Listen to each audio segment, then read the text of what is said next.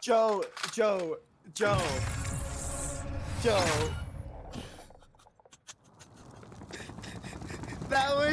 That was the best clutch I've ever seen. That was so fun to watch. YouTube crew, what is going on, and welcome back. And if you are new to the channel, I appreciate you clicking on the video, and I hope you learned something today. Now today we're taking a look at why my enemies don't shoot back. Everybody's always so quick to say, well, my enemies actually shoot back at me. Well, let's take a look at why my enemies don't shoot back. How do I get kills and avoid taking damage? And we're gonna look at this game right here. 1.06 KD lobby, 21 kills, and the dub. As you heard in the beginning, an absolutely insane clutch that I'm gonna be breaking down for you. So as always, if you find this video helpful, make sure you hit that thumbs up button. Let's go hashtag damage in the comments below for the algorithm. And if you are looking to continue getting better at Warzone, make sure you are subscribed specifically with that notification bell turned on so that you don't miss any videos. Let's get into it. By the way, real quick before we jump in, I'm sorry about the length of this video. I love to keep the video short, but there were just too many good things to highlight in this one, including the insane clutch, so make sure you see that. Let's go. Immediately, I'm lucky that I have a heartbeat sensor in the PPSH. I hear people shooting outside of my left, and this is just awareness right here. Notice the shots down below, but I actually do take damage here. I ultimately get that down because of my aim, but I get caught in a really bad spot because I don't have an AR right now. I only have the PPSH that's a little bit outside of the PPSH's range, so ultimately able to get the down, but I do take more damage than I would have liked. Now I know there's somebody up here. We're going to go ahead and just hit shots here for this easy team wipe. Now we're going to go ahead and keep rotating. We got people around us. Right there, that's where Dayton went down, so I'm going to use that thermite just to hold that team so they can't push over. I hear somebody flying in. I go ahead and break them. Unfortunately, can't do anything else besides that. Now we hear people above us on the roof, right? So let's be ready for this. This was a really bad play, by the way, in terms of checking heartbeat with this person. You know, I know they're on the roof. Let's learn from this. I know they're on the roof. They're probably going to be pushing down, and I'm sitting here basically with my head exposed, checking heartbeat sensor. Don't do that. But I am able to hit shots right there, especially mixing a few headshots. And I notice I actually hear one right behind. So I'm going to go ahead and rotate out of this before that person can beat me with his pistol and I lose full. Don't get beat by a pistol. Rotate out of there as fast as possible. So now we're going to go ahead and keep pushing here. And we're going to push down the stairs. I'm going to do a quick heartbeat check. I think Tommy ends up getting that kill, or I see on heartbeat that they are over at 10. So now we're going to go ahead and rotate over. I'm trying to find other people here. Dayton gets it down, so we know that there's people this way. Unfortunately, don't have enough for loadout. This was just a game where early game was tough, and we didn't get enough for loadout here. So Dayton goes down, and I want to use this as an example of movement and why you have to slide cancel. Slide canceling with movement and me ultimately hitting my shots, this person isn't ready for another fight. Pay attention to this. This person's trying to figure out what guns are on the ground, pick them up. Because I slide cancel and I can get there so quickly and then ultimately jump peek and hit my shots, that's an easy kill right there. Now right here, we have the free loadout down, right? But not enough for our own loadout to buy. So I'm going to use our cash to buy UAV to see where people are. I want to know what we're walking into. Is there a full team tents? Is there a full team in the main building of living quarters? I want to know where teams are so that I can rotate to Lodi. And this applies to Verdansk as well. Same thing. If you don't have enough for Lodi, but you have enough for UAV and you need to get your loadout, pop a UAV, see where people are, make sure it's okay. Right here, I see that there's a person in this top building, and I want to talk about this one. I was going for the clip there. Right here, if I'm by myself, I see the double prox mines. I didn't react fast enough. I was already sold on going. If I don't have Tommy with me, I do not push this guy. Instead, I ego challenge this because I know I have Tommy with me. Right, so I'm going to ego chow that. Tommy's with me. Tommy gets the down in the thirst. It's a little bit of a risky play. I'm going to go ahead and use self-revive, but Tommy finishes it off, so we're good to go. Now, we're going to we're going to go ahead and plate up.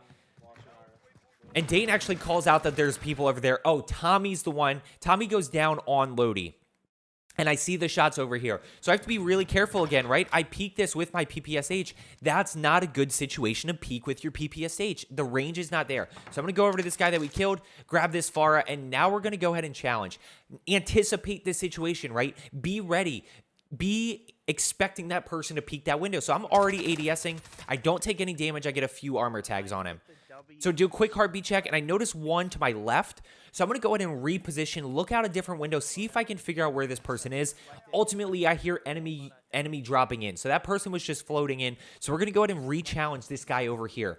Again, let's anticipate. Let's be ready. So I anticipate. I don't take any damage, and I get the down. Now, the next thing I want to talk about, I'm going to quick reload here. And I'm going to give him his teammate half a second to peek this window. The initial instinct for a lot of people is to peek that window to see if I'm pushing, see if I'm challenging in the window, whatever it may be. The initial instinct is either to res immediately or peek that window. If he peeks that window, I want to know and I want to be able to tag him. Because now he has to make a decision. Do I plate up or do I res? He's not there. Now, I talked about why you need to pick your loadout in the early game.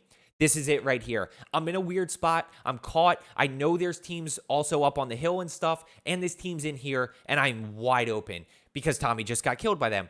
So by picking my loadout in the pregame, watch how quick I can do this. It's half a second. I don't even finish my slide before I get my loadout, and now we can go challenge. Now, I specifically want to break down this scenario right here in terms of taking damage because I do take damage, but watch how I use my movement, my aim, and then I'll pause and give you a little bit of insight into my head and what I was thinking here. So I'm going to go ahead and break through the door. Okay, so right here, I heard the res. If there's 3 people in this building, I'm toast. It's 3 people in a building. There's nothing I can do. I know this guy... I had to break and down him. So he has a lot of health, which means the other person that was just revived does not. This person over here that's shooting me was just revived and did not have time to plate up and is low health. So now I'm going to go ahead and re-challenge this. So I re-challenge. I'm able to get the down and ultimately get the thirst there. And immediately I'm going to rotate out and ultimately replate, reload, and get reset there. But I re-challenge that guy because, yes, in my head, 100%, I promise you, there are times that I think this fast, that guy was already low health, and that was the person that revived because I had to go through the full plate to the first person. So we're going to go ahead and peek this here. Dayton's going to go try to res Tommy, and I'm just peeking that side because that's where the person was. Unfortunately, another person re-challenged. And I'm able to get that down in thirst. Now, this is a lot of game strategy right here. Just being patient. I know the person's over there, but I really have no reason to challenge this. There's no reason for me to go play this by myself. I'm going to wait for Tommy and Dayton to come back, and then I'm going to go off and kind of break off a little bit and start challenging people again. But ultimately, I want my teammates back first. I don't want anything fluky to happen. So, quick check of heartbeat. I always try to leave people with a video. At the end of this, I'm going to be doing my Rebirth strategy video, which is really talking about, my thought process and how I go about getting more kills. So I think, some of those things you'll look back and say these apply, but I think that video will be very helpful for you. So I'm just checking heartbeat. I'm trying to get a sense of where people are. I can't really see anything. I could have bought UAV there, but ultimately decided not to venture out in the open. So I see this person flying in, which means there's a team over there, and I catch this person on the smokestack. I use my aim to absolutely fry this person down and thirst them before they can even get behind cover. A lot of you may have missed shots there, and then that person gets on the other side of the building or on the roof, and then you got to figure out what you want to do. So we have people flying in here. I'm not pushing yet. If this person lands on the other side of the roof, I probably go ahead and push in, but they end up pushing over. And again, I'm just able to hit shots there once I figure out where that person ultimately ends up. I'm able to hit those shots. I want to pull this back and pause for a second. I'm able to hit the shots, get the down, get the easy thirst, and notice this red dot here. And I want you to pay attention to my movement, to my anticipation, to my pre-firing, to my aim, right? Pay attention to those 4 things: movement, anticipation, pre-firing, aim. This is one of the easiest kills I'll get. That person is not expecting me to challenge. I don't take damage there because I'm very ready for that person to challenge that, to run through that door. And if that person's not there, then I just reposition, I figure out where that person is, and we keep going. But if that person comes through that door, I am so ready for that person that they don't even get a bullet off. So now I'm going to go ahead and push over here. We know there's people up top, so Tommy and I are going to go ahead and challenge. And I'm going to go ahead and, again, pre-fire this building because that's where they are, or pre-fire this doorway because that's where they were. As soon as I see they're not there, I'm going to go ahead and reposition, rotate, and ultimately I get this because of the hip fire, because I anticipate and I'm ready. I hip fire, I break, I down, I get the thirst, and I take half a plate of damage. It's really not that big of a deal to take a little bit of damage there. Now, if that person completely breaks me, then I'm in a little bit of a tougher spot, especially because the person's teammates were over here. But instead, because I anticipate, because I hip fire well, I'm able to basically get out of that situation with minimal damage. Now I hear this person running up the stairwell, so let's anticipate again. Let's jump peek this corner, let's hit our shots, and get another easy kill. That's very easy right there. And I see this person down here, okay? So let's go ahead and challenge this person. But real quick, that's an easy kill because I jump peeked that corner and I'm ready for that person. If that person's not there, we're okay. We go ahead and reposition and figure out where that person is. But they are there. I'm ready to shoot. So I'm going to go ahead and challenge the guy in the bathroom. At this point, though, he's rotated over to the bottom. Dayton's going to take care, but I see this person jump off the roof. Right here, I am not in a good spot to challenge that with my bullfrog. It's outside the bullfrog's range. So I'm going to go ahead and rotate over. Tommy's going to take care of that person. We're good to go. We got 12 kills with 18 people up. And as you can see, taking a little bit of damage, but nothing too crazy. I've had a lot of easy kills here. And that's what the name of this game is. Let's talk IQ for a second. Let's talk audio. Right there, somebody threw a grenade in, which means somebody is pushing us, and I have bottom floor coverage right here, right? So I'm anticipating based on where that person came from. I know we're good over here, right? So that person's pushing it from this side. Anticipate, I'm ready for this person. I ultimately hit the shots there, get away with, 1 1/4 plate of damage, and we're good to go. It's not a big deal because I hit my shots, and I'm ready for that person. I have good positioning. Now we see a bunch of people over here, and we're just going to start torching with the Krig. We're just going to start hitting shots. We have really good positioning here for these people that are having to rotate in. So I'm going to go ahead and hit the shots there, and right here is why I think Combat Scout perk is so good. Watch this kill on the guy in the white. On the CDL skin. If I don't have Combat Scout perk, this kill is very tough. But even right there, I can see where that person is. And I'm going to get the down and the thirst here because I have that Combat Scout perk. That's where I think it's very broken. I think the benefits of Amped, I get them. I understand the benefits. But right there is a great example of why Combat Scout is so good. Wish I'd hit more shots here. Would have led to a bunch of kills because they were having to rotate. But, I missed shots here. That's what it comes down to. The aim was a little bit off. And that's why I don't get those kills. So right here is going to be the start of the clutch. Tommy goes down. Dayton's trying to take care of this. And right there, I take bullets. Dayton's going to end up going down. But I have to worry about this guy to my left, right? So I'm going to go ahead, re-challenge this using my anticipation, being ready for the person to push, using my movement, and having a little bit of that surprise factor of, oh my gosh, this person actually just re-challenged me. And using my aim to ultimately get this kill. There's the re-challenge. And we're able to get the kill. Unfortunately, out of throwing knives, so that's what I tried to do there. So we're going to go ahead and rotate over. We're going to plate up. We're going to reset here. We're going to reload. And what you're going to notice is I have the team of 4 to my left. That's the same team of 4 that I saw earlier. So I know they're all over there. And I actually get shot there. I was going to go push over. I was going to go get to this building right here because then I was playing a little bit of positioning. I had a better spot. Unfortunately, I get shot on the way over. So watch me pre-fire this door. And then what's going to happen is he's going to get a lot of damage on me. I'm going to have to challenge this. I can't keep finessing, especially with a full team of 4. That full team of 4 is going to just converge on me. I'm going to stand no chance. So watch how I ultimately play this. Pre-fire, damage, gotta re-challenge. Hit all the shots. If I miss a bullet there, I am dead. Now, the moment that I'm out of my throwing knives, I cannot be thirst hungry. A lot of you would have thirsted that kill. You would have been dead there. There was somebody chasing. So I'm going to go ahead and push across. Again, let's reset. We're going to plate up. We're going to reload. At this point, it's a 4v1v1. It's me. It's the person that's in this building that killed my teammates. And it's the full team of 4. So let's go ahead and clutch this up, baby. Don't even ask questions about it. You know we're clutching. Partially because I gave it away. But so I know there's the one there. This moment right here, I'm going to turn up audio. I'm going to let you listen. I'm going to shut up and stop talking. I'm going to let you listen. Listen for the footsteps below me. The moment I hear the footsteps, right? I know this team's pushing. I need to make the first move. I need to play aggressive. I can't just hold stairwell. They're going to all converge on me again.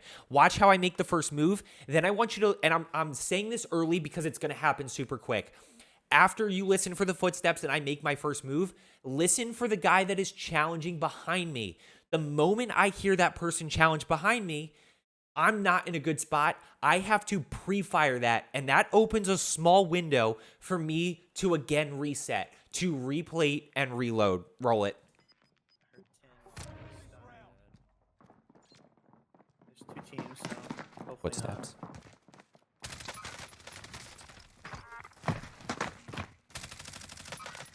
So that guy fell behind me. I heard him drop down. So then I turn around, I pre-fire that, I break. Now he's got to make a choice. Is he going to chase me, or is he going to go replate and figure out what he needs to do? The answer is he's going to go replate and figure out what he needs to do. Luckily, I don't know what that guy was doing, but we're able to get that. I actually did get somebody thirsted my kill there. So somebody thirsted one of those because now we only have 5 people alive. So I downed the person up there. Now, if that person would have killed me, I would have lost full. 100% would have lost full. Luckily, I get the hip fire, and they don't really have much health left. So now we're down to a 1v1v2. That was a lot of repositioning there. That's why me and my teammates, Tommy and Dayton, were like, this is a pretty crazy clutch. I played a lot of this, a little bit lower health, lower plates, and just wait till you see this finish. So I know I'm going to check heartbeat in a second. So we got 2 in front of me. Trying to figure out where the last one is. We got 1 to the left. Now, I would have loved to get this guy to the left down and thirsted so that I could take that person out of the fight. Then it's only a 1v2. That's all I have to worry about. Instead, I see this person rotate. I can't get any shots on him, really, but keep that person in mind. I want you to think about where that person is, right? That person's right over here. Pay attention to where circle's rotating to. So let's keep that one in mind. This is just an IQ play right here. This is experience. This is where I'm like, I'm going to play roof and I'm going to play gas mask. And I'm just going to wait. I can't make the first move here. I need them to make a decision and then I play off their decision. That's not to say I'm camping. I'm not camping here. I'm waiting for them to make a move because they have the 2-person advantage. Or they have the 1-person advantage. So now I hear him below me. Pushing out. This was tough with the gas mask animation, but I break. Now I'm going to go ahead and down and get that thirst. So now it's, in the terms of this team, it's a 1v1, and then, of course, we have that 1 person still left.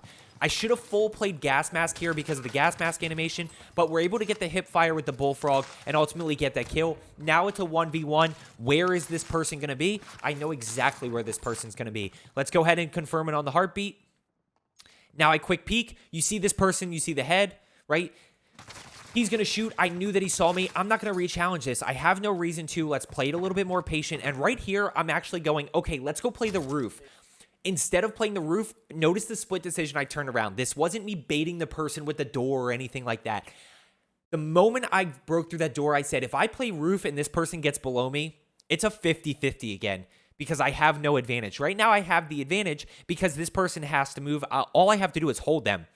So I decided to go back to where I was. I ended up getting the person out in the open. We hit the shots. That's a 21 kill, 8,200 damage win right there. And a pretty insane clutch in my opinion. It was a lot of movement. It was a lot of repositioning. So I hope you learned something today. I hope you take a little bit less damage over the next week or so. And as I always say, let's get better today and I will see you tomorrow.